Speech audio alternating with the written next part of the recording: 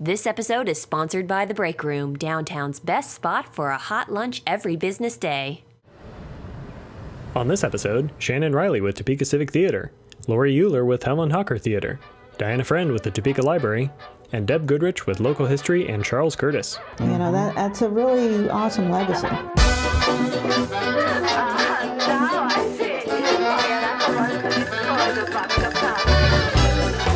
Here in the studio, we have Shannon Reilly, the Artistic Director of Topeka Civic Theater and Academy. Welcome aboard, Shannon. Thank you. Thanks for having me back. Absolutely glad to have you. You always have wonderful things going on at the theater. Oh, we're very busy. We're very excited about everything that we're doing over there. And I've got a show right now that you got to see. Mm-hmm. From the title, you're going to think it's about me, but it's not. Yes. It's a show called Hands on a Hardbody. And it is a wonderful musical about 10 people who are competing to win a truck by keeping their hand on it for as long as they can. And one by one, they are eliminated. And what I love about this music, not only the music in it, which is absolutely extraordinary, it runs the range of gospel, rockabilly, rock and roll, country. It's got all of these. It's not traditional at all. Yeah. But it also, you get caught up in the story of the lives of these 10 people. So it's not even about one guy or one lady or their relationship. It's about 10 different people in their lives and where their lives are going. Mm-hmm. And it really is such a great. You laugh, you cry. It's a great allegory to what life is and the struggle that some people go through, and you're going to recognize yourself in at least 2 or 3 of them. So it's really a remarkable musical in that respect. And we're just, it's an all-star cast. It's some of the finest performers in Northeast Kansas, and it is really worth checking out. How long does it run? It runs until the end of March. Okay. So I think it's March 27th or 28th. Okay, and great. It is going very quickly. It seems like I just started work on the show. And the last, we had a truck that came in. We rented the truck from Kansas City, and it had to be light enough so we could spin it and move it and climb on it and all of that stuff we're going to do to it. So prior to that, we worked with a wooden monstrosity we had constructed in our rehearsal hall we called Franken Truck. So it's really cool that when we moved downstairs and brought in the real truck that moves around, that it could do everything Franken Truck could do. So, wow. But I think... Is it a real truck? It's a real truck. It's a Nissan truck. It just doesn't have a motor in it because it'd be too heavy to spin. Yeah. And it's up on casters so we can spin it around and move it where we want to go. It's really neat. The choreography was by Angie Price. And to do musical numbers where everybody can dance, but they have to keep one hand on the truck at all times while they dance or climb all over it. It's just been a blast. It's unlike any show I've ever done. So the more we just really accept the fact that we are a fantastic arts town and stop thinking there's nothing to do in Topeka. Every time I hear that phrase, I want to bop somebody in the head. Because I can't do everything I want to do in Topeka. And I can't get involved in everything I want to get involved in Topeka because it is so vibrant. And it only gets better every year. You said it perfectly. Well, I normally do. A jewel of perfection. It's one take Reilly. That's what they call me. You only get one here. So. Yeah, well, usually people can only take it once. Thank you so much. That's Shannon Reilly with pleasure. Topeka Civic Theater and Academy. Send your complaints to. Yeah, right? Yeah. Just pull the pen and wait. No, really, thank you. I appreciate you coming and thanks for having me. me. I very seldom get invited back places, so this is really nice. So thank you. Well, this is an open invitation. All right, great. Be sure to catch Hands on a Hardbody at Topeka Civic Theater and Academy. It's going all through March. Get those tickets at topekacivictheater.com. Shannon Reilly. In our studio today, we have Laurie Uhler. She's the resident costume designer for Helen Hocker Theater, but she is the guest director of Henry and Ramona, and that is running March 20th through the 29th at Helen Hocker. Laurie, welcome. Thank you. Happy to be here. Glad to have you here. So, first of all, I'm not familiar with Henry and Ramona. It's based on the Beverly Cleary books? Yes. That's about what we know. Beverly Cleary started writing novels for children in the 50s, actually, and her first books were about the character Henry Huggins and his dog Ribsy, and his best friend was a girl named Beezus, short for Beatrice, and Beezus had a little sister named Ramona, and as she wrote these books, they were very popular because real kids could relate to the real life things that were happening in the stories. Then she did a series of books that featured featured Ramona Quimby, and her sister Beezus. And I do know the Ramona series. And so Ramona is a main character. And this particular play, Henry and Ramona, is based on 3 different Henry Huggins books. There's Henry and Beezus, Henry in the Clubhouse. So there's the clubhouse, no girls allowed, that whole issue. And Henry in the paper route. Henry proving himself worthy to have a paper route, even though he's only 10 years old, barely 11. So that's what this one's based on. Very good, very good. And so you're the director of this one. I am. And you have a large age range of kids, and we'll say a lot of them in the show. Yes. Talk a little bit about that. We have a very large cast for a kid show for this one. 19 children, and our youngest is about 8 and a half. I think she's getting ready. Ramona is playing a kindergartner, but she's really about 8 and a half, 9. And then we go up through about 13 years old, and those are our Topeka youth players. At Helen Hocker, we sort of take that age group that's not little kids and not high schoolers yet, and they're 10 to 13 generally. And so we have 19 of them in this cast. They represent, I think, at least 7 or 8 different schools in the area. Wow. And it's a really talented group of kids, lots of energy. So. Excellent, excellent. I always love the work that Helen Hocker does in giving the children the opportunity to get on stage. Is it really what does it mean to them? For some of these kids, it is their first show. They may have done a summer camp where they performed skits or small shows before, but it's really their first real theatrical experience, and so they're learning things like stage directions and how to work with a stage manager and how to memorize a set of lines and what staging and blocking and all those theatrical terms are. And so it's a really great opportunity. And for some of these kids, we have one homeschooled child, for instance. And so this is a really great social interaction for her to get to be with kids from other schools, and just a lot of it is making new friends, social skills, but then also gaining that theater experience so that hopefully they'll continue as they go into high school to do shows at their schools and around the area, because we have so many good theater opportunities here in Topeka. So I think it's really important for the kids. Absolutely. Well, I want to thank you. That's Laurie Uhler. You're the resident costume designer and director of Henry and Ramona. I almost said Hands on a Hardbody. That's going on over at the main stage. Shannon would be mad at me if I said that. He would be mad if So I'll take that back. So yeah, you're doing Henry and Ramona over at Helen Hocker. It runs March 20th through the 29th. So make sure you get those tickets.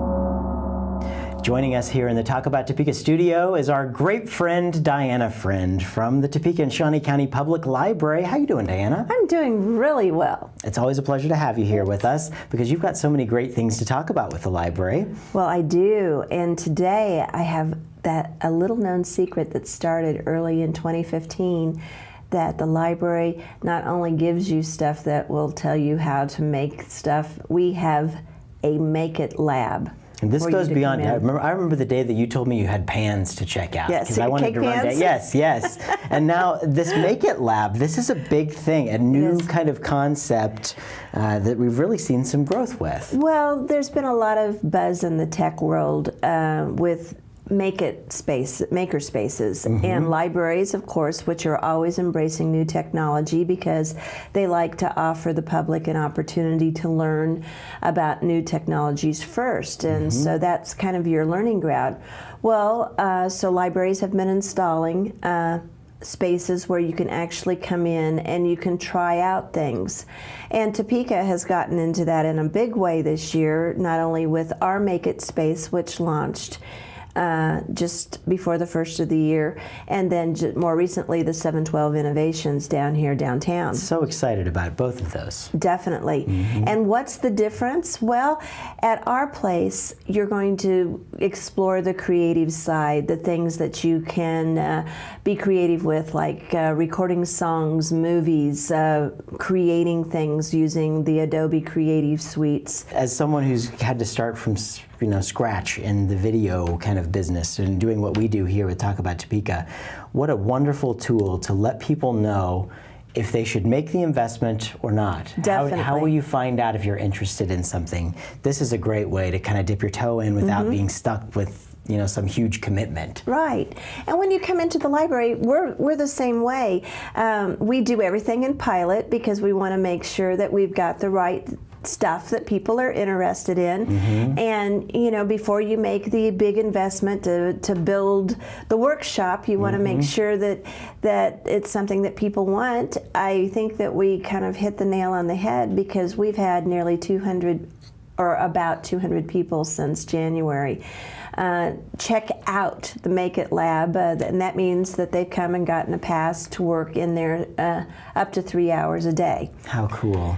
And so you can go in there and you can create publications, you can record songs or interviews, you can make a movie. We have GarageBand, we have iMovie, and we also have the tutorials along with that to help you, even a step-by-step, because our librarians have had to test it all themselves. So even though they're not going to be in there helping you, when you have questions, they're either going to have the answer or they'll find it for you. They'll know where to get it, yeah. Yes. And it's just a great tool to have some of these things, because a lot of this stuff is really expensive to be able to buy if you're a hobbyist wanting to do one little project here, or whatever it be. Just the opportunity to touch this stuff and use it is so great. Yeah, I'm looking at this package here. You've got bags for specific events that you can check out, like the video bag comes with a camcorder, cables,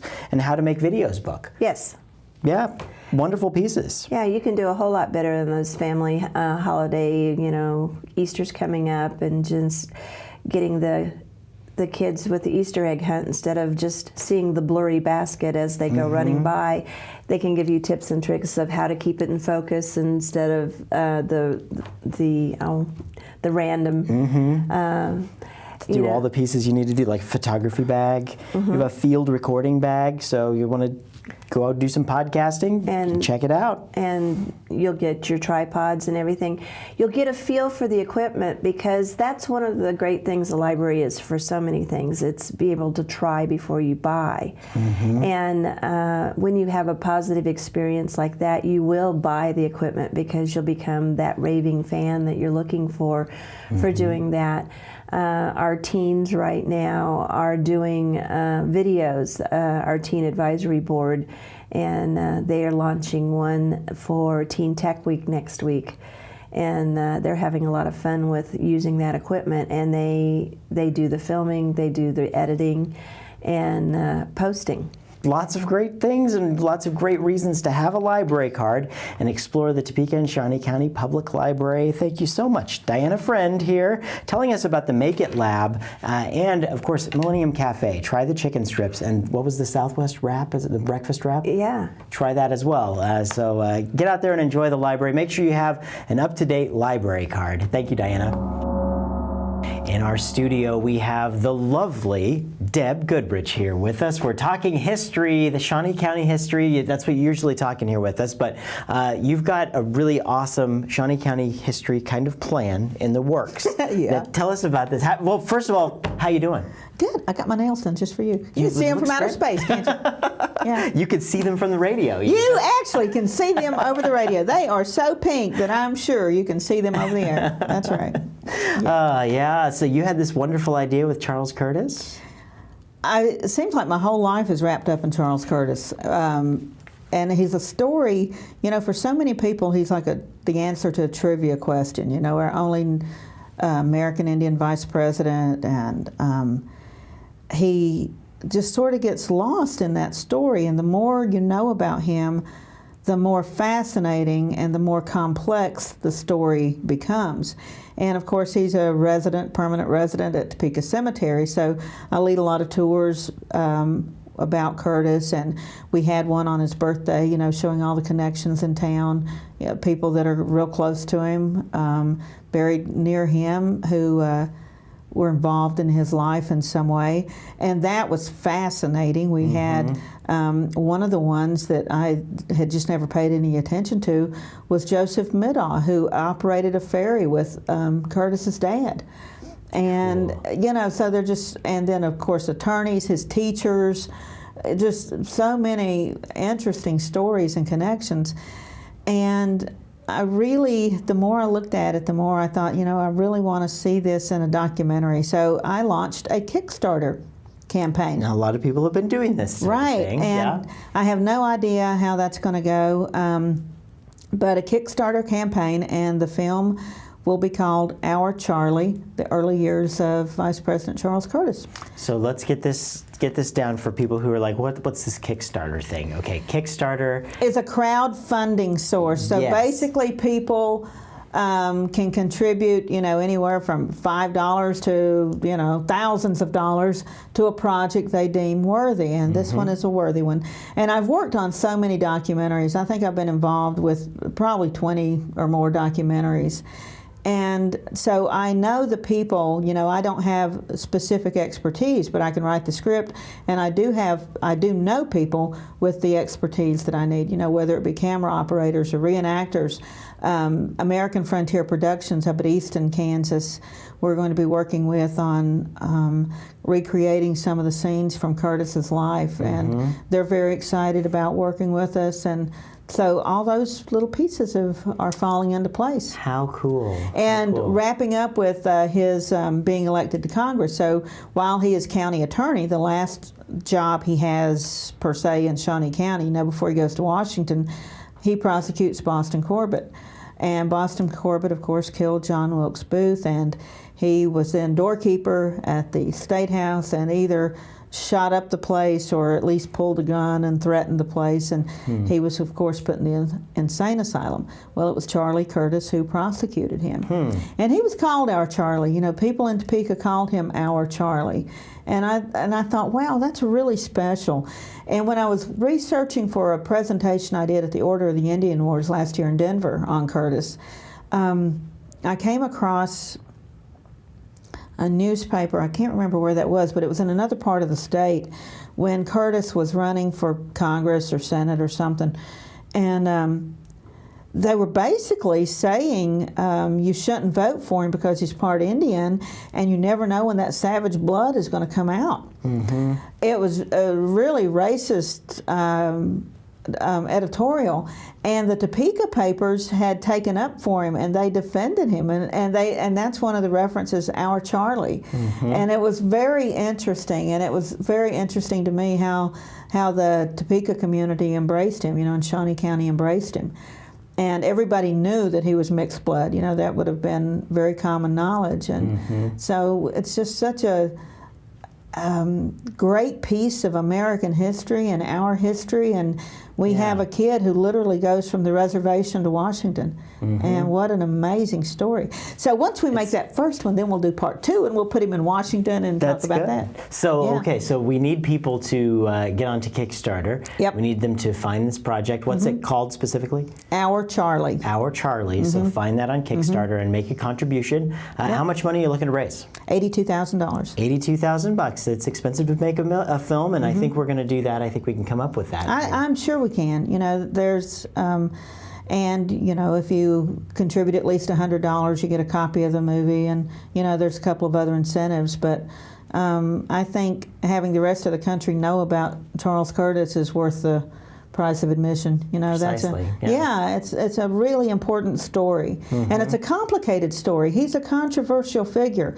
He was author of the Curtis Act, which basically dissolved tribal courts, and it was really controversial. And he basically turned to the white man's world, and it's a lot of reasons. And when you understand his childhood, you understand exactly why he did.